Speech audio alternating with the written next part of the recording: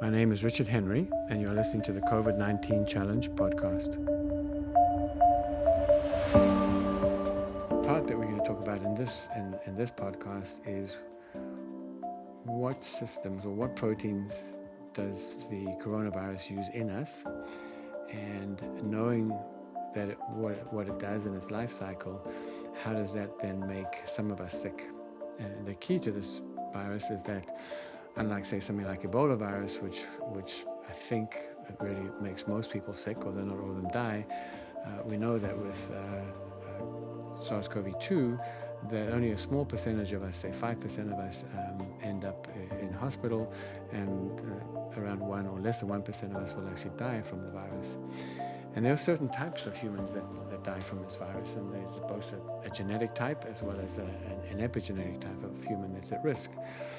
So that if you're young and healthy and skinny, and the chance of you even getting sick from this virus are really infinitesimally small. The chance of you spreading the virus is small.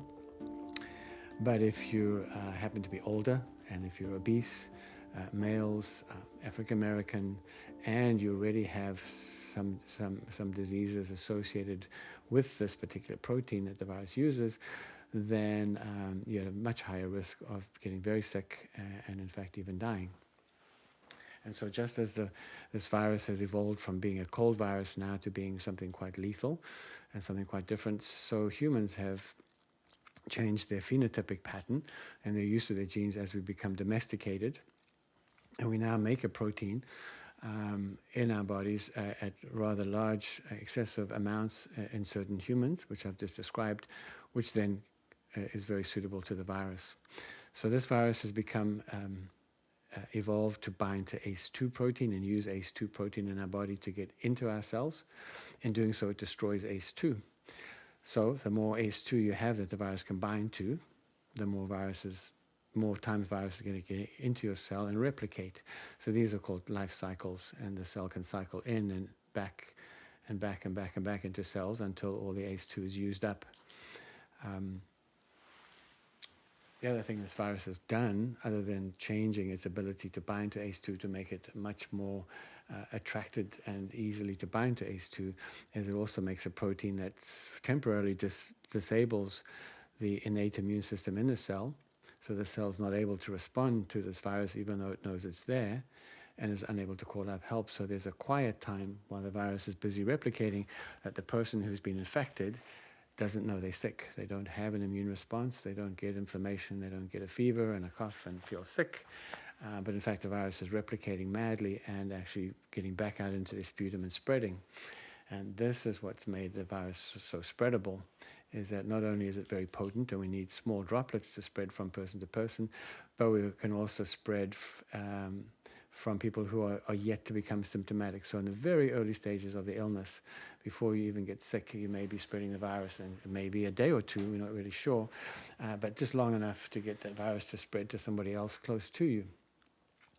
And it's this phenomenon that's caused governments around the world to get their citizens to self-isolate or to isolate into small groups, to distance themselves from each other, called social distancing, and to wear face masks. Now, these are all laws and rules that need to be obeyed because they're rules, not necessarily because they're right or wrong, but because they're rules. And the trick with scientists is to help the politicians and the rule makers get the rules right, so that we have a cost-effective approach to this virus. So I'm not going to get into face masks and social distancing and lockdown, as beyond, I don't really want to bring it into this podcast. So we have a virus that is now highly evolved to bind to ACE2, to 300 or 400 times more higher affinity to ACE2 than the previous SARS virus, which came out in 2001, 2002, which caused the first SARS outbreak. So this virus has actually improved. Somewhere between then and now, 1 or 2 amino acids in the protein that binds to ACE2 changed, and it's a whole different virus in terms of its ability to bind to ACE2 and therefore to spread. Now, let's talk about ACE2. ACE2 is part of the renin-angiotensin system. And as I said, I was working on systems approach to illness. So the renin-angiotensin system works throughout our bodies, and it's basically there to maintain a seawater environment for all the cells in our body. All life evolved in the ocean, in the ancient ocean, and all those systems were set up in ancient ocean and were dependent on the pH of the ocean, the oxygen carbon dioxide tension, and as well as the salt content. So our interstitial fluid is pretty much the same as ancient oceans in terms of all of those things. Once we became a multicellular organism and were independent and wrapped up in our own skin, we still needed to maintain that ocean environment inside of us, and we do that by the things that we eat and drink and the things that we excrete. And so we're constantly creating a balance between what we bring in and out to maintain this wonderful ocean seawater environment. We also, by doing this, we're able to keep the temperature a lot better controlled as well, because proteins are also very temperature sensitive. So we actually improved on seawater by adding temperature control to that. Now, in order to maintain this seawater environment, we use our kidneys, we use our lungs, and our heart and cardiovascular system, all the blood vessels, to circulate fluid around the body. And we use the kidneys to make sure that the salt levels are right, and we use our lungs to maintain the right oxygen and carbon dioxide levels. As a bit of tissue becomes more metabolically active, it'll need higher turnover of substances and fluids and salts, and so blood flow has to increase. And if it's not very active, you can decrease blood flow there and go somewhere else. And so blood vessels themselves are always responding to the requirement of the tissue that they serve, and they have blood muscles in the blood vessels that will constrict or relax to regulate flow into that area, into that tissue.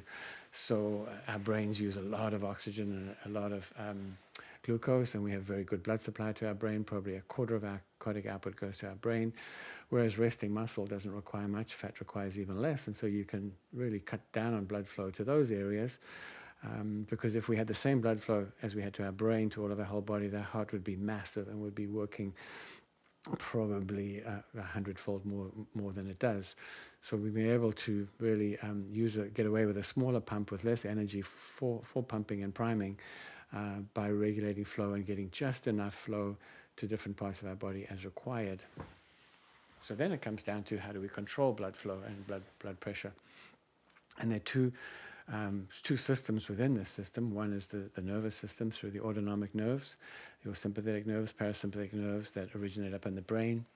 And the brain gets information about blood flow from places like your aorta, blood flow areas in the brain itself that regulate, that measure flow and oxygen tension. And then they send out a message through the sympathetic nervous system directly to the heart and blood vessels, and also indirectly through the adrenal gland, using adrenaline and noradrenaline to say, hey guys, we need more flow here. Can you increase this? Those neurotransmitters cause release of calcium, which causes muscles to contract more strongly. So your heart will contract more strongly and your blood vessels will contract, and therefore you have more blood flow and at a higher pressure. Using the calcium system is fairly safe. There are no long-term bad effects from it generally, and it can last a lifetime quite nicely. You can also plan or pre-book some increased blood flow. So when we're about to be threatened or about to do something exciting or that's going to be demanding, we can actually increase your cardiac output and your breathing in advance of the event, and so that those muscles are primed and there's increased blood flow through them. So it's a very well adapted system, obviously. The second system is the one that this virus affects, and that's the renin-angiotensin system. And that relies on blood flow through the kidney. So the kidney set itself up as the organ that monitors blood flow on behalf of all the other organs in the body, in conjunction with the brain, but also separate from the brain. So they do act independently. This system doesn't rely on calcium to cause increased cardiac output and blood flow, but actually uses the nitric oxide second messenger molecule. And nitric oxide is a very elegant little molecule that was really only discovered 20, 30 years ago and in its effect on blood vessels. So it's produced by the endothelium, which is the cells that line the blood vessel, and causes the smooth muscle, again, in blood vessels to dilate, to relax and open up and increase blood flow. This is now starting to be more understood and is produced on an ongoing basis. So nitric oxide is produced on an ongoing basis. You can upregulate it. If you're an athlete and if you do certain things, you can get more nitric oxide and be able to really increase blood flow through muscle. And that's what really being fit is all about. Now, once that muscle doesn't need as much blood flow, it needs to be able to switch that flow off. And instead of switching off nitric oxide production, it literally produces a molecule called superoxide, which is an oxidative molecule, oxygen with an extra electron, which then binds to nitric oxide and shuts it down. There's a very fast reaction, and so it can be switched on and off within microseconds, and gives you that super fine control of blood flow through all of our tissues all of the time. Now, the idea was that we weren't supposed to use this system very much because we're running around as in our wild type, running around exercising, staying alive during the day, and only at night when we're sleeping would you use some of that to decrease blood flow through your muscles, shunt it off to your gut, where you are digesting food and taking away nutrients, and then replacing that into all of your tissues while you sleep before you get up in the morning. So this system, as I said, originates in the kidney, where there's a protein is made in response to poor blood flow called renin, which then assigns and date stamps a message system to the body saying we need to increase blood pressure and blood flow, and that's called angiotensinogen. So it's a long protein, which renin then chops off the active piece, and that active piece now becomes an on signal, which is then picked up by the target cells in your cardiovascular system and in your lungs and other parts of the body, which respond to angiotensin. They express a protein called angiotensin converting enzyme, which then converts that into angiotensin 2.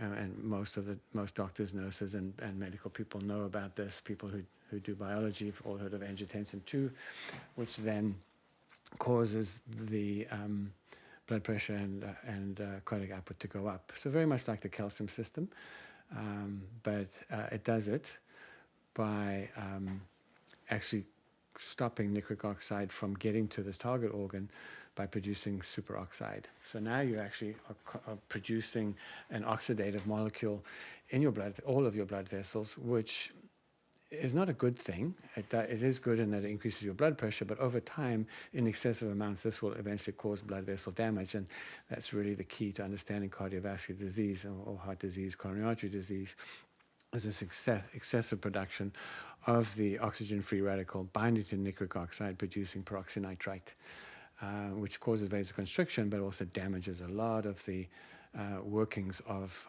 those blood vessels, which results in disease. Now, we still haven't got to ACE2 yet. So ACE1 is converting this signal into a positive signal, raising your blood pressure.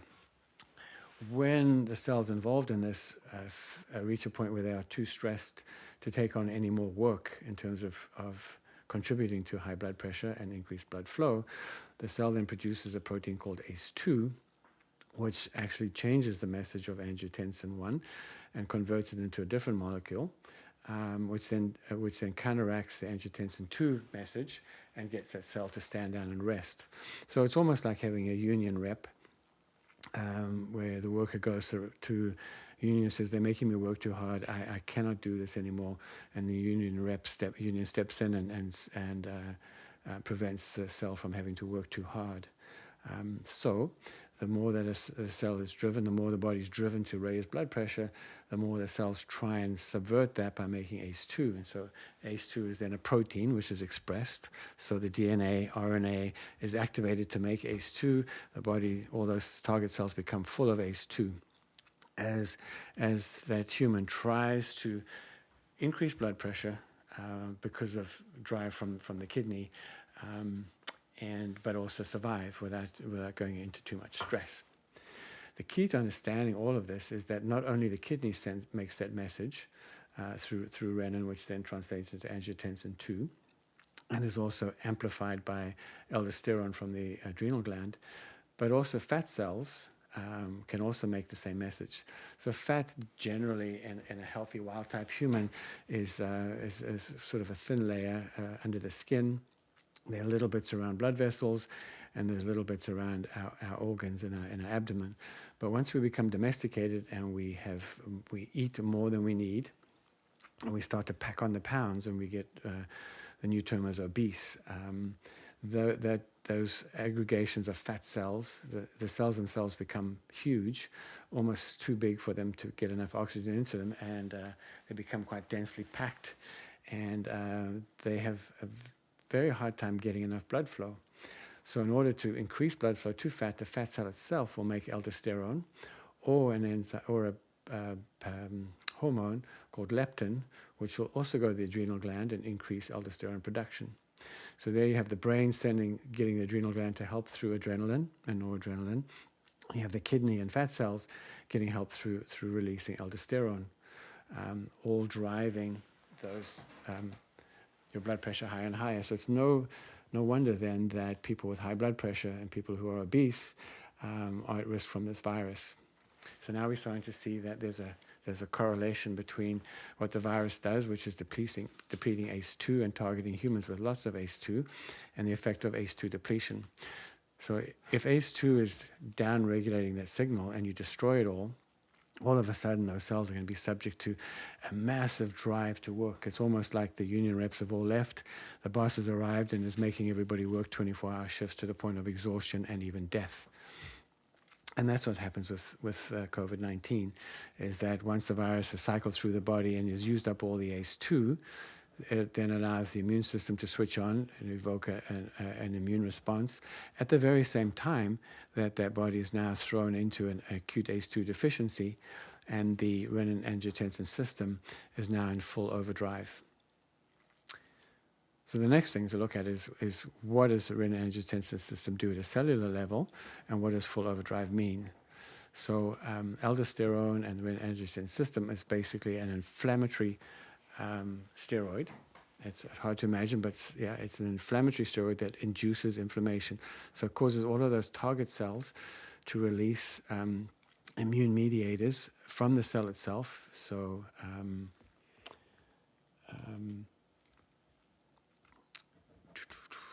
these the mediators are in fact proteins. So aldosterone causes those proteins to be expressed, and interleukin-1, interleukin-6, TNF-alpha are some of the main ones, and these cells will then start making these inflammatory mediators, which will improve blood flow, the ability to make blood vessels and blood flow, and there's a sort of a healing effect from high levels of aldosterone. So in the condition where you suddenly get a surge of aldosterone because ACE2 is now downregulated, you're going to get a surge in inflammation, just as you get a surge in inflammation from the virus being present, so that both of these coalesce together, and the whole endothelium is now massively inflamed. Those endothelial cells will die, and because they are cells that line the blood vessels, those blood vessels now become leaky because there's dead cells and therefore holes, and so the infected person then starts to leak fluid out of the blood vessels into their tissue. And of course, the one that we really do poorly with leaking fluid is our lungs. So you get pulmonary edema, you get a wet lung, so you feel it's hard to breathe. The fluid in the lung blocks oxygen from being dissolved into the alveolar membrane and getting access into our blood, so it forms a barrier to oxygen. So our ability to absorb oxygen goes down. We get hypoxic, which then makes us very tired and eventually causes us to die. So you have this stiff lung with poor oxygen absorption into our blood vessels. So that's the respiratory part of COVID, and it's a part of many systemic inflammatory diseases. The same thing occurs in our heart, where blood vessels there become leaky, fluid leaks out, and the interstitial fluid around the heart cells becomes quite diluted, and it's that dilution which then dilutes out the very important salts such as calcium and potassium, which are vital for the heart to contract rhythmically. And so those people then end up with electrolyte-induced arrhythmia and sudden cardiac arrest. The heart just stops because the electrical system is now out of whack, those salts are diluted, and you have a sudden cardiac death from which you don't come back. So you can do CPR, you can try and shock the heart, but until you change those electrolytes, it's not going to happen. So in a heart that's not beating, it's very difficult to do that. So we know that CPR and resuscitation is generally not very effective. It's gone too far. The same blood vessels in your brain. In fact, they're everywhere. They're in your gut, throughout your whole body. So what looks like a multi-system disease is actually a single-system endothelial renin-angiotensin system disease that affects lots of different organs. So same system, different organs. Organs have all participate in systems in a different way, and some organs will be involved in more than one system. And then systems overlap. So this is a single system disease caused by ACE2 depletion, the virus using ACE2 to get into cells just as it was programmed to do. And then humans who really require ACE2 in order to keep themselves in balance and to keep themselves alive will tend to be affected. So genetically, the type of humans that have very powerful renin-angiotensin systems and over-respond or respond more than the rest of us when they're required to would be Africans, particularly West Africans, and therefore African Americans. There are probably also some other race groups, but we'll just leave it at one for simplicity. So African Americans classically have very powerful renin-angiotensin systems and suffer from early onset of hypertension, strokes, and cardiac disease mediated through aldosterone. Remember, fat cells will make aldosterone when they don't have enough blood flow. So obesity is the next strongest correlation. In fact, 80% of people who are sick with COVID and who die from COVID are obese. The other groups that have really severely affected by this would be males. So men have a stronger aldosterone system than women and are more affected by the virus. So African Americans, obese, males, and then people who already have aldosterone-mediated diseases, and those fit under the category of metabolic syndrome. Metabolic syndrome is obesity, high blood pressure, often diabetes, cardiovascular disease, which again is an aldosterone effect. Right? You can see how that human is now driven by their obesity to make more aldosterone, which is driving their vascular system, which is then producing ACE2 to try and downregulate it. Along comes the virus and messes up that regulatory system, interferes with that phenotype, creates a very powerful, very short, very strong imbalance. Person is thrown into an inflammatory crisis and then dies.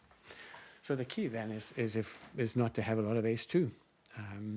So you can't not be male, you can't not be African American, but you certainly cannot be obese. You certainly cannot be unfit. We've reached a point in our society where we are afraid to tell people that being obese or being fat, as I used to call it in South Africa, is not healthy. It is not healthy. It's very strongly related to high blood pressure. And high blood pressure is strongly related to strokes and heart disease. But it's not the pressure that's causing the disease, it's the aldosterone, which is induced by the fat cells, they're too many, and they're too tightly packed, and they don't have enough blood flow, and they're screaming for blood, so they're stressing the body to increase blood flow through them. And all we've got to do is get those cells to be smaller. So losing weight would cause those fat cells to shrink a little bit, and therefore there'd be more room for blood to flow through that tissue. The fat that's really the worst is in your abdomen, so that's why abdominal obesity is it makes you so ill, and also perivascular. So there's that fat just around your coronary arteries, around your aorta, pushing out all these inflammatory mediators, pushing out aldosterone, causing oxidative stress, and it's no wonder we end up with cardiovascular disease. You won't see that very often in wild-type humans, as you won't see it very often in wild-type animals. So it's definitely a domesticated illness. The last step then is because this illness is an angiotensin II depletion disease, and angiotensin II was only first discovered in 2001, was first published 2001. A year later, SARS-1 came out, which was an angiotensin, an ACE2 virus, targeting virus, and nobody had a clue although the few scientists did, but the rest of us didn't have a clue what ACE2 was, let alone what an ACE2 virus was. Fast forward sort of close to 20 years, and we're just getting the hang of what ACE2 is, but science translation into medicine moves very slowly. And most of my colleagues, almost all of my medical students, my residents have never heard of ACE2, and I only knew about it because I was researching in that area. Knowing that this virus messes with the angiotensin system, you would think that doctors would really concentrate very strongly on that system and bring in people with expertise in that system, which would be cardiologists. And then so let's look back. So we know that the people that are high at risk are older because their renal system has had time to create more disease. They have more fat relative to muscle. So old, fat African-American men have the highest phenotype with ACE2 expression. When we look at so we look at diseases that affect them, we look at drugs that affect that system. Somebody who is on drugs that will tend to decrease ACE2 or decrease the effect of ACE2 depletion actually do markedly better. So there's a drug called an angiotensin receptor blocker, which blocks the product of ACE1. So therefore, it's almost like an ACE1 blocker. There are also drugs that are ACE1 blockers, but if you downregulate ACE1 while you having ACE2 smashed up by the virus, their survival actually increases by 0.6. So 60% increase survival by just using that one drug. Another drug that's been found to be successful is dexamethasone, which is a steroid-like drug, which causes the adrenal gland to stop producing aldosterone. Now, aldosterone binds to a aldosterone receptor in those cells, which then causes the nucleus to produce RNA, or to read DNA to make RNA to make proteins that affect increased blood pressure and increase immunity in those cells.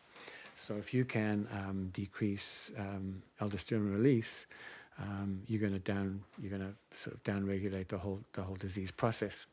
Now, surprisingly, regular steroids, so corticosteroids, actually bind to the mineralocorticoid receptor and actually agonize it, so they make the disease worse, particularly when that receptor is oxidized, which is occurring during the disease. So that's why corticosteroids will make you worse, and dexamethasone makes you better. Now imagine we could combine those two, and there's a number of other things that we could do to improve health, and I'm just going to run through them quickly, although I'm not advocating that we use any of these, or I'm not giving you medical advice. But because the renin-angiotensin system increases blood pressure through oxidation, through causing peroxynitrite, if you had better antioxidant protection, you could then break down that peroxynitrite and get rid of that signal and prevent damage from that oxidative signal. So we're producing excess oxidation, you're going to want good antioxidation. And the two best antioxidant molecules in our body are vitamin C and glutathione. We don't make vitamin C anymore as humans, along with guinea pigs and other primates. We lost a critical enzyme. We still have the gene for it, but we don't use it, which converts glucose into vitamin C in times of stress. And that's why when you're sick, your blood sugar goes up or your blood glucose goes up, because it's anticipated that you're going to use that to make vitamin C to counteract the oxidative stress which your body's under. You're using oxidation to kill the invaders, but you want to protect your own body from the oxidative stress, so you make more vitamin C. So we don't make any. So when we get sick, it's really makes pretty good sense to import vitamin C, and that's another whole subject. But it goes directly into the renin-angiotensin system. The other antioxidant, which is very powerful and is modifiable, is glutathione. So glutathione is 3 amino acids put together. The middle one is amino acid with a sulfur atom in it, and that's called cysteine. So cysteine, just like oxygen, loves an extra electron. It'll suck that extra electron off oxygen, but it'll hold on to it a lot better. So it makes a better partner for the electron. So one way of getting rid of that extra electron, other than vitamin C, is to put it into your sulfur amino acid called cysteine, which is part of glutathione. Now we make glutathione and we keep on rejuvenating with vitamin C. And people who don't make a lot of glutathione, whose enzyme is downregulated, are people who have high blood sugar. So diabetics have very low, poor levels of glutathione and glutathione peroxidase. So their antioxidant system doesn't work. Hence, their vascular disease gets worse. So if you've got vascular disease mediated through aldosterone, the renin-angiotensin system, and you're diabetic, things accelerate, things go a lot faster. If you're obese, diabetic with high blood pressure, things go a lot faster. If you add that to smoking, oxidant stress, if you add that to poor diet, you end up needing vascular surgery and having all sorts of complications in your 20s. So it's remarkable how quickly these systems add on to each other. And that's why antioxidants play a role in treating, or potentially could play a role in treating COVID disease. Another system that plays into the renin-angiotensin system on a reparative basis is the system that sort of revolves around sunlight. And sun is one of the stresses in nature that all living cells are exposed to. And sun in humans makes a molecule called vitamin D.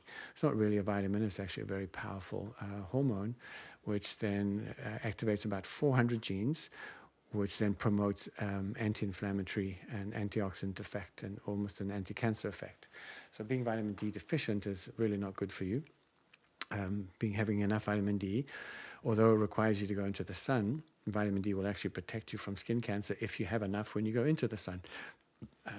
So we know that sunlight, and people who live in areas where they see the sun, actually get the sun on their skin, seem to do better with COVID, amongst other diseases. Sunlight also causes you to make an enzyme called hemoxygenase, which then has an antioxidant effect. It's a little bit complicated. When we break up an old red cell and we break up hemoglobin, there's an iron molecule in there, and iron is very, very oxidative. And we need to get rid of this iron safely into bilirubin, which goes into bile and is excreted. And hemoxygenase does that, and it's activated by sunlight. And so going to the sun will activate this very quickly and have another profound antioxidant effect. I hope you're still with me on all of this. So we literally have a single system disease, phenotypic change in domesticated humans. We are now facing and staring down a virus which is perfectly adapted to take advantage of that by using ACE2 to gain cell entry and to allow multiple cell cycles to replicate and spread. And putting those two together, we now have a SARS-CoV-2 pandemic. And this is what I call the COVID challenge, and that this virus is now challenging us in our domesticated state to come up with some understanding of this as quickly as possible and to fix it. For now, we've got holding systems in place which separates humans and is trying to decrease the spread. Whether it's working or not, that's debatable and beyond the scope of this podcast. We're trying to give each person some artificial immunity or some induced immunity through vaccines, another separate topic.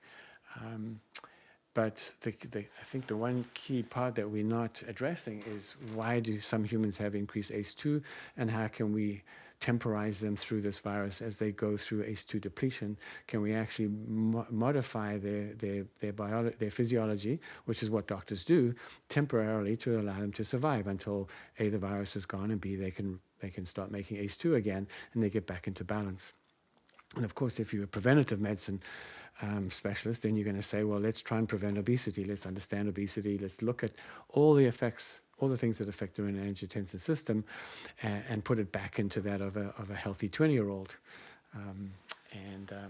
The more I looked at this, the more I realized that the renin-angiotensin system is implicated in most of our modern diseases. It's actually quite frightening, and this virus is going to force us to understand this, or if we don't, we're going to continue being quite sick. I don't believe we'll get on top of this viral pandemic until we understand the renin-angiotensin system and bring it into our mechanisms and pay heed to it.